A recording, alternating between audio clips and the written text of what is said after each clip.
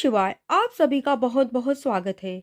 आज मैं आप सबके लिए आचार्य चाणक्य के जीवन से संबंधित बहुत ही सुंदर कहानी दही कांटे का प्रसंग लेकर आई हूँ।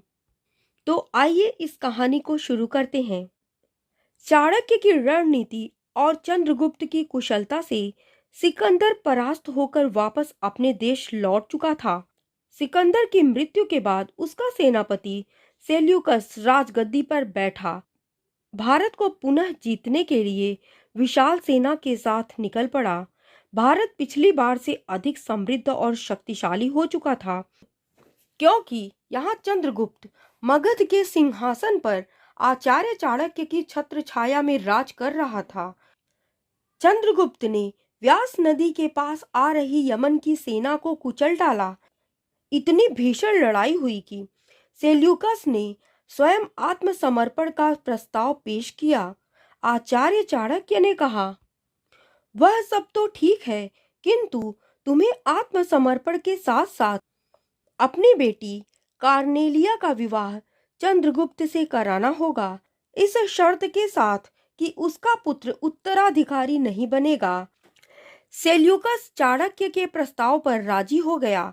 चंद्रगुप्त अपने आचार्य की किसी रणनीति पर प्रश्न नहीं करते, किंतु इस बार वह चाणक्य से पूछ बैठे कि यह विवाह का प्रस्ताव आखिर क्यों। चाणक्य चंद्रगुप्त को लेकर जंगल की ओर निकल गए। वहां रास्ते में कांटा बिछा था। वह कांटा दोनों के पैर में चुभ गया। चंद्रगुप्त ने नीचे देखा तो कांटे की एक जंगली बेल चारों ओर फैली हुई थी।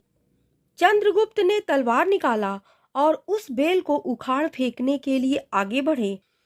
चाणक्य ने रोकते हुए कहा, इसे हम प्रेम से भी जड़ से समाप्त कर सकते हैं। इसकी जड़ पर गुड़ और दही डाल दिया जाए तो चींटियां इसके जड़ को कुछ ही दिनों में समाप्त कर देंगी। इसी प्रकार सेल्यूकस की पुत्री से विवाह का प्रस्ताव बार बार के युद्ध को अनंत काल के लिए रोक देगा। वह फिर कभी लौटकर अपनी बेटी के ससुराल युद्ध करने के लिए नहीं आएगा। इस कहानी से हमें यह शिक्षा मिलती है कि शत्रु को रणनीति से हराया जा सकता है। शत्रुता को जड़ से समाप्त करने के लिए प्रेम का मजबूत बंधन होना चाहिए। दूरगामी परिणाम पर विचार करते हुए कार्य करना चाहिए।